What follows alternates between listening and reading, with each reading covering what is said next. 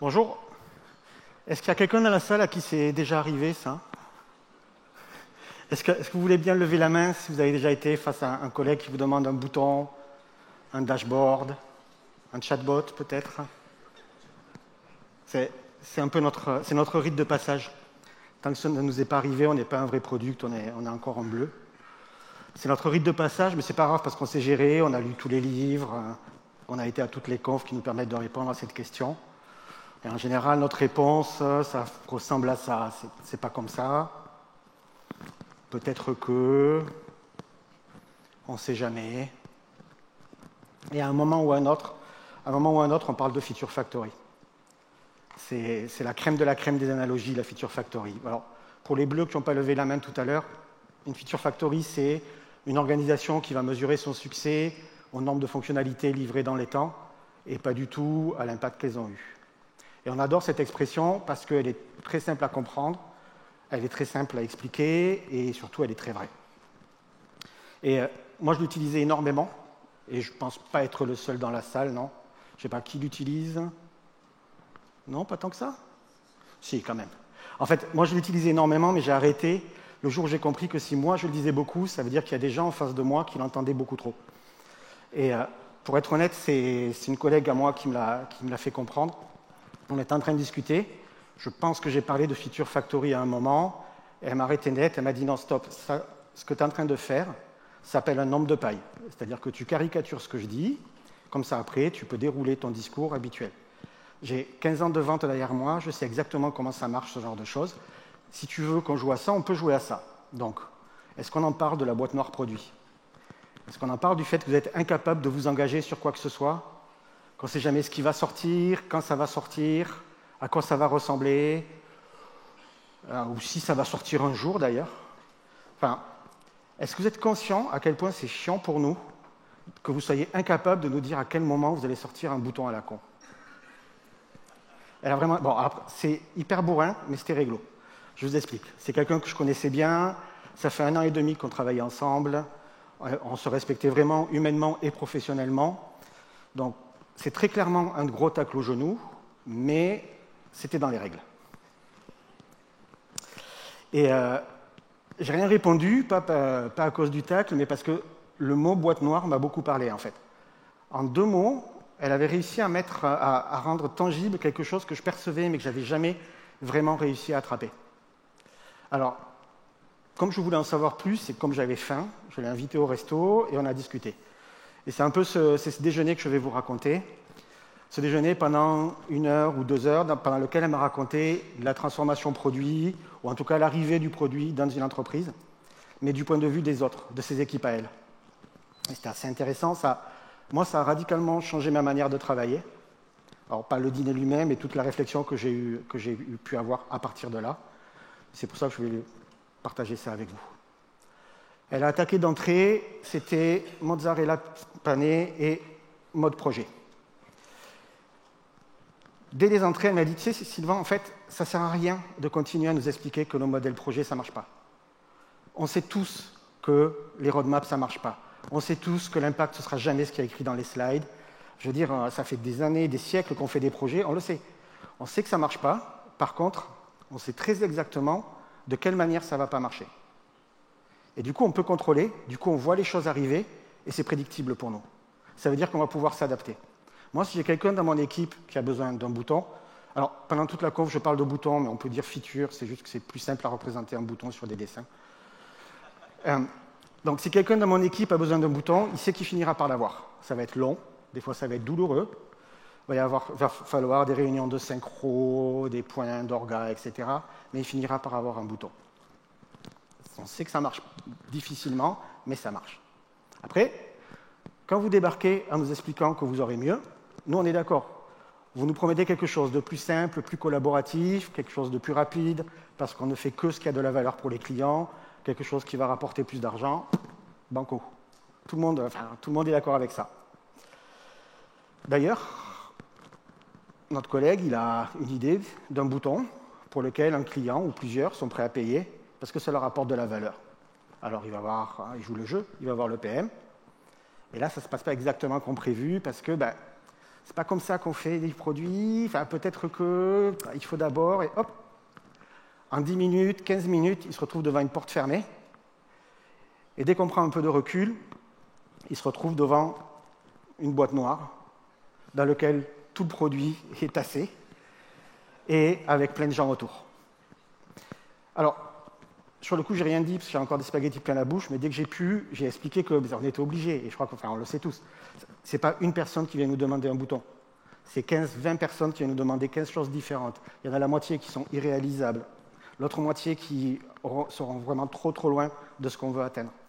Donc on a toutes ces personnes qui viennent en même temps, et on est obligé de se mettre derrière les murs de cette boîte noire pour pouvoir se protéger. Pour protéger nous, nos équipes, nos pratiques et notre produit. Elle m'a dit oui, mais non. Mais non, parce qu'en fait, ces boîtes noires, elles nous protègent, mais elles nous isolent beaucoup. Et au final, personne dans l'entreprise ne comprend ce qui se passe, et tout le monde a du mal à travailler avec vous. Parce qu'en fait, quand on vient vous voir pour un bouton, ce qui se passe, c'est ça. Déjà, on doit attendre le moment du planning ou de la priorisation, etc. C'est-à-dire que tout le monde va débarquer en même temps pour se friter, pour avoir son bouton ou sa feature. Et avant, notre collègue, il pouvait aller voir les devs et leur demander ce dont il avait besoin. C'est hyper néfaste, mais il pouvait le faire. Aujourd'hui, il doit passer par nous, et quand il arrive, on lui dit qu'il n'a pas le droit de demander ça. Il n'a pas le droit de demander un bouton parce que c'est pas comme ça. Peut-être qu'il faut d'abord, et on revient toujours sur la même chose. Et elle m'a fait comprendre un truc à ce moment-là, c'est que cette séquence, en réalité, elle est hyper violente. Parce qu'il vient nous demander un bouton, ça gonfle tout le monde de notre côté, mais lui, il a besoin de ce bouton. C'est son outil de travail. Et en fait, on lui explique que depuis des années, il travaille mal, et qu'on va prendre son outil de travail, ce dont il a besoin pour vendre, pour promouvoir, quel que soit son boulot. Mais on lui prend son outil de travail, et on va le placer dans la boîte noire, et il va perdre tout contrôle sur ça. Il est incapable de contrôler ce que ce sera vraiment, il est incapable de savoir à quel moment ça va sortir, il est incapable de savoir si ça va sortir un jour. Mais ce bouton, il en a besoin pour travailler, et il en a besoin pour avoir son bonus.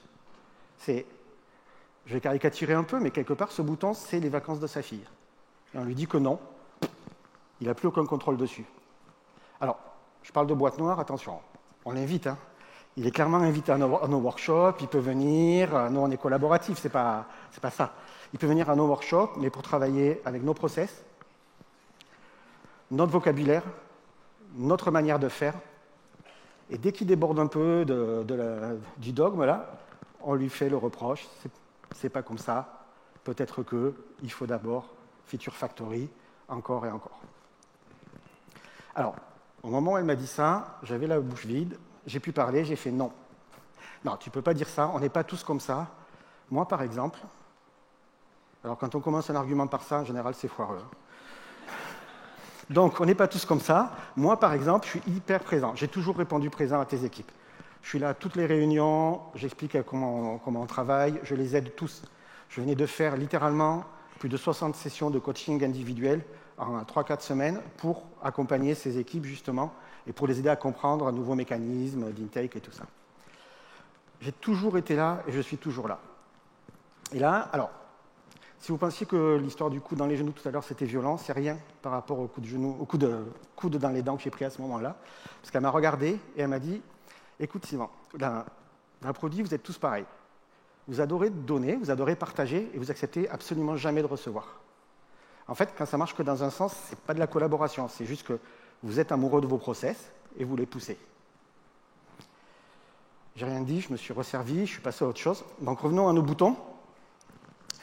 Le truc, on est entre nous, on le sait, c'est pas parce que son bouton a été priorisé à notre collègue qu'il finira par l'avoir. Il n'est pas toujours dans l'incertitude. À tout moment, il sait qu'on peut débarquer et lui dire en fait non, parce que c'est pas possible, parce que la discovery, elle a montré qu'il y avait un vrai besoin utilisateur sur lequel on pouvait travailler à la place.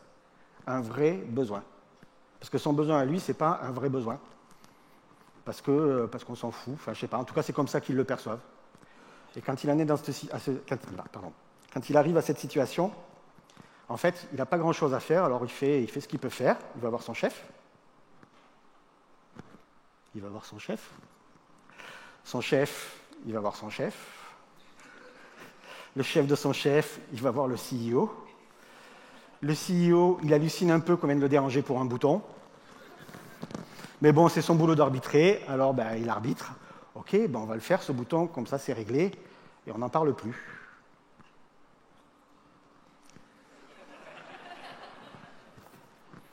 Bon, il n'y a rien du tout qui est réglé. Il n'y a rien du tout qui est réglé parce que le problème, ça n'a jamais été le bouton. Je veux dire, un bouton ou pas un bouton, ça n'a jamais changé la vie d'une entreprise ou d'une organisation. Le problème, c'est qu'aujourd'hui, en 2025, il y a encore des collègues à nous qui viennent et qui nous demandent pourquoi on ne fait pas le bouton. Le problème, c'est le pourquoi. Le problème, c'est qu'après 10, 15 ans de produits, d'évangélisation, le terme n'est pas neutre d'ailleurs, mais en tout cas, après 10-15 ans de présence du produit dans les organisations, il y a encore beaucoup de gens qui n'ont pas compris pourquoi on ne fait pas un bouton. Et avant, on pouvait leur reprocher de ne pas vouloir changer. Aujourd'hui, il faut être réaliste. S'ils ne savent pas pourquoi on ne leur fait pas leur bouton, c'est aussi de notre faute à nous. Alors, qu'est-ce qu'on fait? Alors, je vais être honnête, j'aurais adoré, à ce moment-là, vous dire qu'on a trouvé un framework magique pour le dessert. D'un point de vue storytelling, ça aurait été bien, le rappeler, le café gourmand, ça prend des bonnes pratiques d'un peu toutes les fonctions, c'est génial. Mais non, déjà parce qu'on ne parle pas de boulot au dessert avec Marie, on parle de nos gamins, de nos vacances. Et ensuite parce que la solution magique, le framework miraculeux, je pense qu'il n'existe pas. Bon, en tout cas, je ne l'ai pas trouvé. Ce que je vais faire, c'est que je vais vous partager ce que moi, j'en ai tiré et ce que j'ai détricoté à partir de ça et les changements que ça a fait pour moi, dans ma manière de travailler à moi. En gros, je viens de vous montrer un problème space, je vais vous montrer mon solution space, parce que je ne pense pas qu'il y en ait un qui soit universel. Alors le premier changement, c'est qu'aujourd'hui, en fait, au départ, quand j'ai compris cette histoire de boîte noire, j'ai considéré ça comme un bug. C'était un bug du modèle produit que j'allais régler petit à petit dans différentes configurations. Mais en réalité, c'est bien plus que ça, c'est un modèle à part entière. Ce n'est pas un modèle produit en cours, ce n'est pas un modèle produit un peu buggé, ce n'est pas un modèle produit intermédiaire, c'est un modèle à part entière. Et quand on est dedans, c'est très dur de s'en rendre compte, parce que nous, on travaille dur, on met en place plein de choses, on fait ce qu'il faut faire, mais ça ne marche pas. Alors on fait encore plus ce qu'il faut faire, on rajoute du process, et ça ne marche toujours pas. Parce que de l'intérieur, c'est difficile, de l'intérieur, ça ressemble au produit, ça a les mêmes mots, ça a même les mêmes concepts, mais de l'extérieur, ça donne ça. C'est pas ce qu'on fait, mais c'est ce que les autres voient, c'est ce que les autres comprennent. C'est-à-dire rien. N'essayez pas de lire le slide, c'est... En fait, c'est comme ça parce que on demande dans une même entreprise à avoir deux modèles et deux mondes complètement différents, et on leur demande de travailler ensemble. Et en fait, c'est galère pour tout le monde. C'est galère pour nous, c'est galère pour eux, parce qu'ils ne savent pas à quel moment ils vont avoir leur outil de travail. Et déjà, je dis eux, c'est mal. C'est galère pour nos collègues.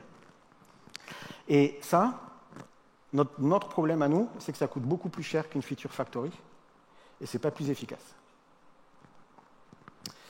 En fait, si on veut arriver à sortir de ce modèle de boîte noire, il faut comprendre, je pense, qu'il commence bien avant le début de la transformation. Il commence dès le départ. C'est pour ça que je ne commence plus par les équipes produits. Aujourd'hui, quand je dois travailler sur une transformation, sur la mise en place de mécanismes, je ne commence plus par les équipes produits, je commence vraiment par l'ensemble des fonctions. Et quand je dis l'ensemble des fonctions, c'est le COMEX. Il faut que, dans le cadre d'une transformation produit, l'ensemble du COMEX soit responsable de rendre des comptes de la transformation à tous les moments.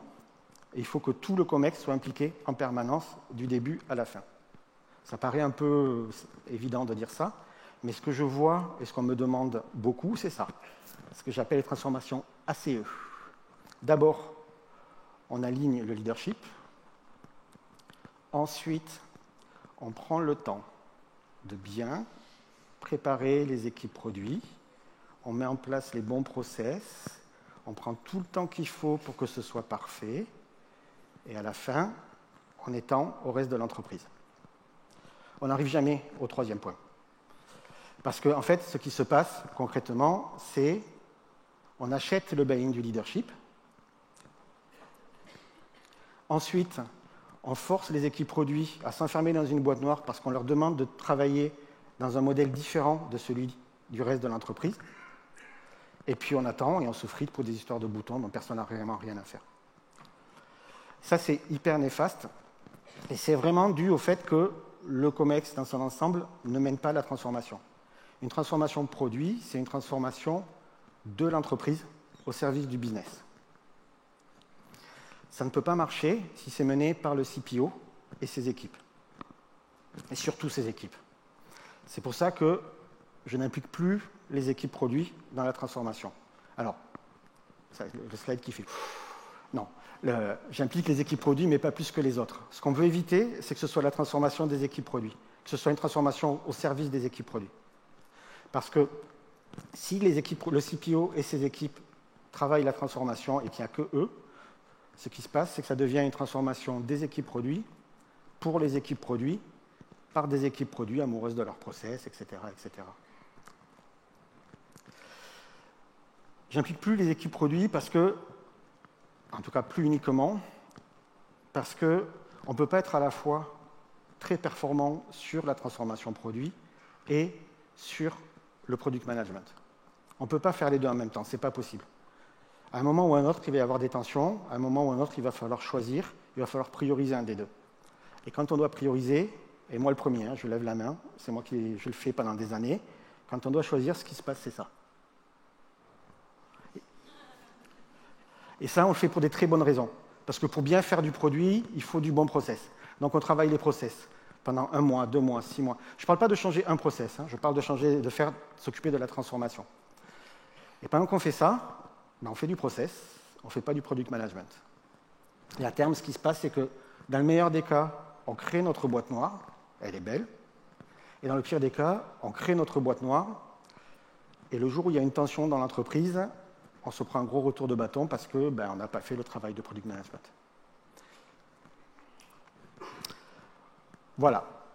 Tout ça pour vous dire que je pense qu'il existe un modèle que j'appelle le modèle boîte noire, que ce n'est pas un modèle produit buggé, que c'est quelque chose qui se met en place avant même la transformation produit, et c'est quelque chose qui s'auto-renforce par un surinvestissement des équipes produits dans la transformation et les process. Mais je ne peux pas vous laisser qu'avec ça. Alors, comme je vous ai dit, je vous ai posé le problem space, comme je le vois. Je vous ai montré mon solution space. Il n'y a pas de café gourmand. Il y a plein de choses à faire. Mais je ne pense pas qu'il y ait de solution universelle. En tout cas, s'il y en a une, moi, je ne l'ai pas trouvée, je ne l'ai pas lue, je ne l'ai pas vue. Peut-être qu'on va la trouver ensemble et c'est tant mieux. Aujourd'hui, je pense par contre qu'il y a une chose qui est vraie et qui sera forcément vraie, quelle que soit la solution qu'on trouve, c'est que ça va passer par un rapprochement des équipes produits avec toutes les autres fonctions. Et je vais conclure en utilisant juste un mot. C'est un mot que Marie m'a interdit de dire à l'époque. Elle me donnait des petits coups de pied sous la table quand je le disais pendant les réunions. Elle m'a interdit de le dire parce qu'elle estime que c'est en un seul mot, on crée de la distance entre nous et tous les gens avec qui on travaille. Et c'est un mot qu'on utilise quasiment tous les jours, et c'est stakeholder. Aujourd'hui, je vois très bien ce que ça veut dire, stakeholder, à la base. Aujourd'hui, c'est presque une insulte, c'est ces gens-là, ceux qui ne font pas du produit, les autres. Vraiment, réfléchissez, on l'utilise tous en voulant faire bien, mais très souvent, en réalité, c'est quelque chose pour définir les autres, c'est quelque chose qui crée de la distance entre le product management et toutes les autres fonctions. Et donc, ce que je vous encourage à faire, plutôt que de considérer les stakeholders comme des obstacles qu'on doit manager, c'est vraiment de parler de collègues, de partenaires internes, avec le nom que vous voulez. Mais vraiment, je vous promets qu'on n'a pas du tout le même rapport à la collaboration quand on parle de travailler d'aider un stakeholder avec son bouton ou quand on parle d'aider un collègue avec son bouton. Rien que ce mot, il fait une différence et il nous met dans une position beaucoup plus collaborative. Voilà. Essayons. On peut essayer pendant 15 jours. Moi, j'ai eu du mal, mais je ne regrette pas de l'avoir fait. Je ne serai pas là pour vous donner des petits coups de pied, mais vraiment, ne serait-ce qu'à l'apéro. On fait juste à l'apéro ce soir. On essaye de ne pas dire stakeholder. Ou au moins, on écoute la manière dont les gens parlent quand ils disent stakeholder. Voilà, je vous laisse avec ça, vous me direz. Merci.